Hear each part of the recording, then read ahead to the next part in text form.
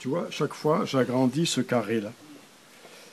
Bon, je vais te faire voir le principe de mon affaire, parce que j'ai démonté la langue Sango. Je l'ai fait parce que il faut que les gens puissent écrire. Tu vois, dans cette page, ici, que j'ai écrit à la main, c'est de ma fabrication, le A, E, I, O, U. Les trois voyelles que j'emploie en Sango. Et alors après, combiné avec toutes les consonnes.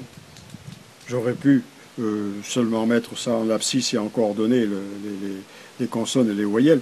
Enfin bon, et avec ça, tu dis tout le sango.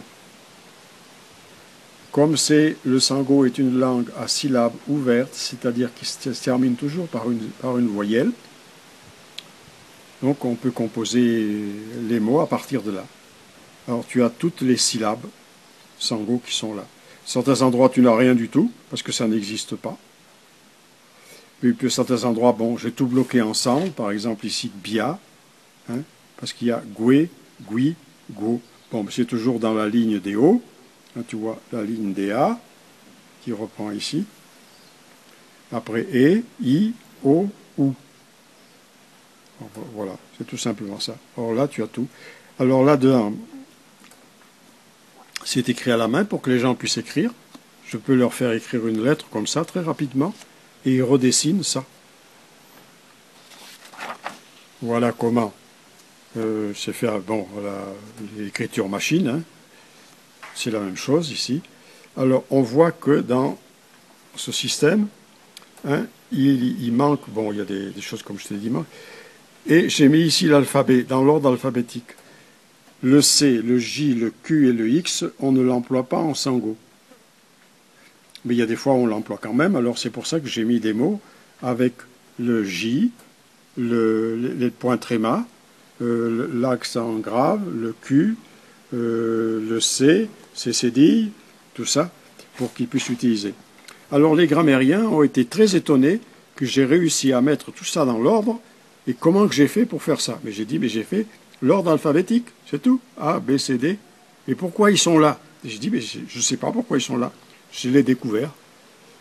Tout ça, j'ai découvert que la langue était comme ça, et qu'en sango, ben, c'est pour ça, à partir de cette découverte, que j'ai construit ma méthode d'alphabétisation pour que ce soit le plus simple possible aux gens. Et la première chose que je leur fais faire, bien sûr, c'est la prière. Hein, c'est le Notre Père dans la langue, qui est celui-là. Ba, ba, ti, e, so, mo, ye, ke, na, ya, yu. Hein, ça veut dire Notre Père, Père, hein, Baba, ti est de nous, qui est yeke, na, ya, yu, qui est au ciel. Dans la première phrase, Baba, ti est, so, mo, ke, na, ya, yu, il y a les 5 voyelles.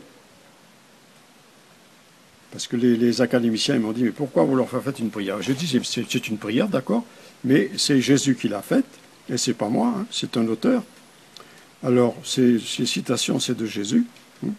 Alors, trouvez-moi une autre phrase en sango, hein, que tout le monde connaît, et qui est les 5 voyelles dans une seule phrase. Et là, il y avait des musulmans, hein, parce qu'ils m'attaquaient.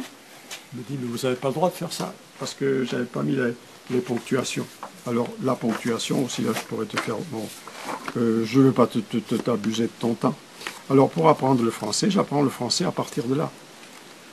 Bon, on va aller un peu plus vite. C'est qu'on était ici. Bon, on avait vu le I. On a vu le E de l'élé, c'est la 4e leçon. Le O, on l'avait vu, c'est la 2e. Bon, ça va rester tranquille. Bon, ici, bon, c'est toujours, on continue à faire des phrases. Ça, c'est de l'exercice. Et puis ici, ce sont des phrases. Hein. Lo, ba, lélé, virgule, lo, béré. Bon, l'âne voit la paille, mais il ne veut pas l'admettre. Parce que l'âne, il est têtu, même en Afrique. Et ici, c'est que je suis, voilà. Après la dernière voyelle, je fais d'abord les 5 voyelles. Donc la dernière voyelle, la 5e leçon, c'est le OU. A, ba, la, et, bélé, etc. Boulé, c'est les bananes. Ta, c'est la marmite. Alors ici, je vais introduire tout de suite les majuscules. J'ai introduit la virgule, le point, hein, la majuscule tout de suite, avec les noms propres. Bella a ti, ça veut dire Bella est tombée, lo toto, elle pleure. Bella, c'est le nom d'une petite fille.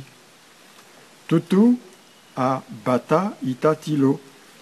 Tutu, c'est le nom d'une fille, hein, garde son frère, ou sa sœur, c'est pareil, petit. Parce qu'il n'y a pas de féminin, pas de masculin, pas de singulier, pas de pluriel, pas de présent, pas de passé, pas de futur, pas de mode conditionnel, aucune relation entre les mots.